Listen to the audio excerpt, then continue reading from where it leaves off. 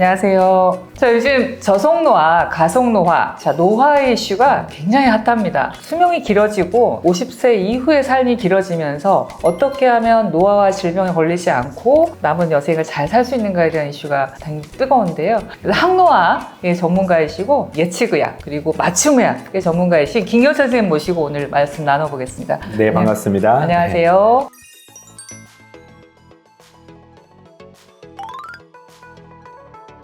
사실 노화는 선생님과 저와 모든 분들의 공동의 관심사이면서도 두렵기도 하고 걱정도 되는 그런 부분인 것 같습니다. 피로는 간 때문이야 라는 CF 선전 문구가 있죠. 사실 그게 정답은 아닙니다만 그렇듯이 요즘에 노화는 장 때문이야. 네, 그렇죠. 이런 가설을 뒷받침하는 많은 학설들이, 논문들이 나오고 있는데요. 이제는 장 때문에 피부에 노화가 진행된다. 장을 건강하게 하면 노화가 예방된다. 이런 가설도 속속들이 지금 밝혀지고 있는 것이 현실입니다. 그러면 구체적으로 장이 망가졌을 때, 장의 마이크로바이옴이 변했을 때 어떻게 해서 피부 노화나 피부 손상을 야기하는지 좀 어려운 얘기이기도 하지만 그래도 꼭 중요한 용어 몇 가지 짚어보도록 하겠습니다. 유해한 균주로의 어떤 변화가 장의 점막에 완전성을 침해하고 그래서 박테리아나 이런 세균들이 우리 혈중으로 흡수가 되고 그들이 만드는 여러 가지 대사 산물들이 혈중에 흡수되면서 전신에 영향을 주는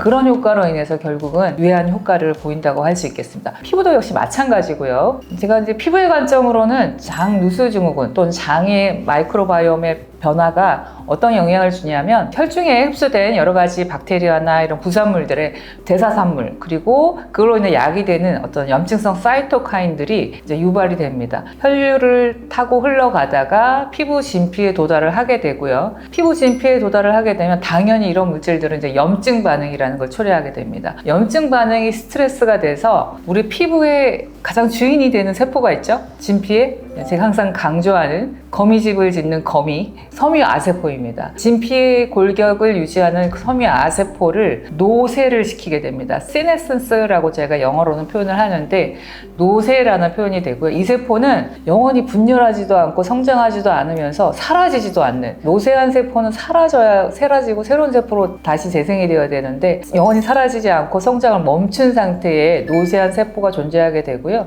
이 세포들은 여러 가지 활성산소나 아니면 후성유전, 유전학적인 손상들을 야기하면서 계속적인 주변의 염증과 주변 세포의 노화를 야기하게 됩니다. 이 세포들이 분비하는 것을 노화 촉진 물질이라고 하는데 그걸 SASP 요거는 한번 유념해 주시면 좋을 것 같아요. 그 중에서 SASP는 노화 촉진 물질이라고 보시면 되는데요. 가장 대표적인 것이 MMP라는 파이브로블라스트, 즉 섬유아세포가 만든 콜라겐을 애써서 만든 콜라겐을 녹이는 효소가 바로 MMP라고 제가 설명드린 바가 있죠. 그래서 이 SASP, MMP를 분비함으로 인해서 세포 노화뿐만이 아니라 이 세포가 애써서 만들어 온 콜라겐, 엘라스틴 이런 섬유 조직들을 파괴하게 됩니다. 따라서 피부 노화는 촉진되는 것이고요. 이것이 첫 번째 과정입니다. 즉 염증에 의해서 초래된 세포 노화 그리고 그 세포 노화가 분비하는 SASP, 노화 촉진 물질들의 축적 그래서 주변 조직들의 전부 다 노화된 세포의 덩어리로 만들어버리는 이러한 큰 현상의 축이 있겠고요. 나머지 다른 축은 이제 아까 분비된 메타볼라이트, 즉 대사물질이나 사이토카인들이 피부의 면역을 떨어뜨린다. 그래서 피부 면역세포의 변화가 가지고 오면 피부에도 마이크로바이옴, 조금 전에 얘기하셨듯이 건강한 어떤 세포균주가 동종 세포균주가 있어야 되는데 그 마이크로바이옴에 또 이상이 생기면서 피부의 장벽의 기능이 손상이 됩니다. 피부 장벽 기능이 손상되면 외부로부터 또 유해한 물질들이 더 유입이 돼서 다시 세포를 손상시키는 세포 노화와 또 면역 저하 시스템이 그런 악순환의 사이클로 들어가게 되는 것이고요. 결국은 이런 염증 반응과 면역의 저하 두 가지 축에 의한 세포 노화와 그 세포 노화에서 분비하는 SASP, 노화 촉진 물질이 피부 노화를 야기하는 직접적인 원인이다. 이렇게 설명을 드릴 수 있겠습니다. 오늘은 이제 맛을 보시고 저희가 항상 향후에도 이제 여러 차례 더 쉬운 설명과 쉬운 사례로 이해를 시켜드리도록 하겠습니다. 이것을 이제 설명한 그림이 되겠는데 이제 노화된 세포가 하나가 있었는데 축적이 되고 여기서 분비되는 SASP의 어떤 무한한 분비로 인해서 피부 아까 만성적인 여드름이라든지 피부라든지 건선이라든지 주사 피부염 또는 피부암까지, 그리고 피부 마이크로바이옴의 변화와 그 다음에 노화까지 초래한다는 개념이 바로 세포 노화에 의한 SASP 분비라 이 개념으로 설명될 수가 있겠습니다.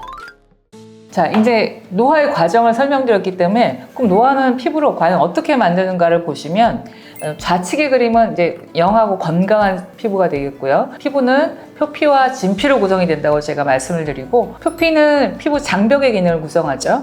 표피를 구성하는 세포는 각질 형성 세포입니다. 각질 형성 세포가 4주 단위로 계속 발달이 되면서 올라와서 퇴화가 되면서 각질을 계속 탈락시키는 것이 새로운 피부 장벽을 구성하는 신체 보호 반응이고요. 그 아래층에 있는 것이 진피가 되겠습니다. 진피 안에 살고 있는 주인공 세포는 바로 섬유 아세포가 되겠는데, 이 섬유 아세포는 계속적인 콜라겐, 엘라스틴, 히알루론산, 프로테오글라이칸 같은 피부 지지 구조를 형성을 해서 피부의 골격을, 완전성을 구성하는 상태라고 보시면 되겠고요. 지금 조금 전에 말씀드린 피부 노화의 과정에 의해서 세포 노화가 진행, 즉 섬유 아세포나 또 각질 형성 세포의 노화가 구성이 되면 여기서 분비나는 SASP, MMP 같은 물질들, 염증 물질들을 분비하면서 기껏 만들어 놓은 콜라겐, 엘라스틴을 다 붕괴시키고 표피, 피부 장벽의 두께는 얇아지고 피부 장벽이 약해지니까 유해 물질로 침입을 받게 되고 그로 인해 염증은 악화되고 그래서 피부는 더 손상되고, 이러한 나쁜 순환에 들어가는 것이 바로 피부 노화의 과정이라고 보시겠습니다. 벌써 치료 영역에서는 이런 유산균이나 프로바이오틱스나 프리바이오틱스를 투여했을 때 피부의 광노화나 어떤 주름의 형성, 그 다음에 미백, 그 다음에 피부 수분도 유지, 이런 피부 노화의 요소에 이런 프로바이오틱스나 프리바이오틱스가 효과가 있다라는 연구 결과는 이미 많이 나와 있는 건데요. 그것 자체가 역설적으로는 피부 장내 미생물과 피부 미생물의 어떤 조화가 우리 피부의 노화를 방지하는 어떤 시스템이다라는 걸 입증하는 증거가 되겠습니다. 일반 저희 환자분들의 궁금증은 그렇다면 어떤 프로바이오틱스와 어떤 프리바이오틱스, 또 요즘에는 심바이오틱스, 또 포스트바이오틱스, 이렇게 어려운 용어들이 막 나와서 어떤 선택에 있어서 혼란을 가중시키는 것 같은데, 맞아요. 선생님께서 한번 그 부분에 대해서 정리를 해주실 수 있는지. 사실 장을 치료한다는 것은 좀 더 광범위한 개념이어서 유산균조차도 종류가 너무 개인적인 경험이 달라요. 어떤 이제 제품 말할 수는 없으니까 정말 비싼 유산균인데, 저는 개인적으로 비싼 유산균 몇 억 마리가 많이 들어있는 유산균보다 제가 검사를 해보면은 너무 유익균이 너무 적은 경우가 꽤 많거든요. 저는 다른 종류의 유산균을 2개를 따로 먹으라고 보통 얘기를 해요. 그러니까 그 사람의 핵심 이슈가 유산균이 너무 부족한, 유익균이 너무 부족한 장의 형태라면은 저는 2개 정도의 다른 제품에 평범하지만 다른 균주가 강조된 것들을 복합해서 먹으라는 것을 좀 더 강조하고요. 그리고 유산균의 먹이가 되는 그런 어떤 식단을 잘 할 수 있는 자신이 없으면 프리바이오틱스라고 하는 이제 제조된 것들도 복합적으로 먹는 경우도 좋을 것 같아요. 네. 뭐가 더 낫다 이렇게 결론을 내기는 그쵸. 네. 어려운. 그래서 저희가 좀 한 번 정도는 인생 한 번 정도는 우리가 마이크로바이옴이라고 하는 검사를 한번 좀 해보시면 정말 내용이 달라질 거예요. 그러니까 일반적으로 유산균 먹어봤자 큰 차이 없어라고 했던 사람들도 그러면 제균을 먼저 해본다든지 아니면 정말 다양성이 달라지지 않고 이렇게 유산균만 먹는 걸로 끝낸다고 이 장내 생태계가 달라지지 않거든요. 맞습니다. 환자분들도 제가 이거 안 좋으니까 치료하셔야 될 것 같아요, 유산균 드셔야 될 것 같아요 라고 말씀드리면 저 먹고 있어요 라고 말씀하시는 분도 많거든요. 그래서 내가 왜 바꿔야 돼요? 지금 굳이 말씀하시는 경우가 많은데, 사실 지금 어떤 유산균이 어떤 공식으로 구성이 되고 내가 부족한 게 뭐고 이걸 완전한 인과관계를 파악하기는 어려운 단계이기 때문에 사실 좀 검사를 할 수 있다면 평생 한번 할 수 있는 검사를 한번 꼭 해보시고 거기에 나한테 맞는 맞춤 솔루션을 좀 찾아보시는 것도 굉장히 유의한 과정일 것 같습니다. 저는 이제 개인적으로는 밀가루를 안 먹기 시작한 지가 한 거의 1년쯤 돼가요. 작년 제가 10월부터 이제 밀가루를 최대한, 제가 라면도 원래 야식도 많이 했던 사람이고 처음에는 이제 체중 감량 목적으로 선택 중에 하나였다가 밀가루를 안 먹기에 도전하면 안 먹을 수는 없죠.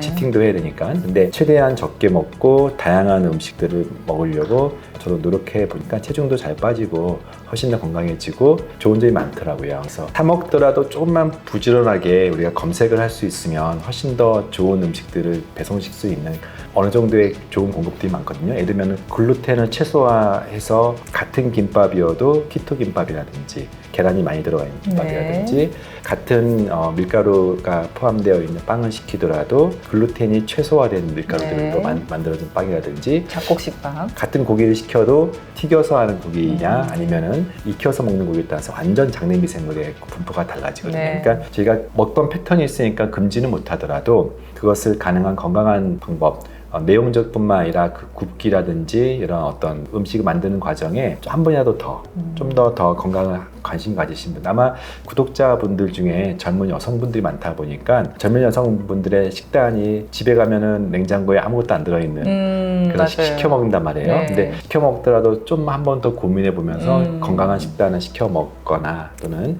가능한 그래도 일주일에 2번 정도는 집에서 요리하는 것에 네. 진심을 좀 가해야 될 것 같아요. 네. 부지런해야 됩니다.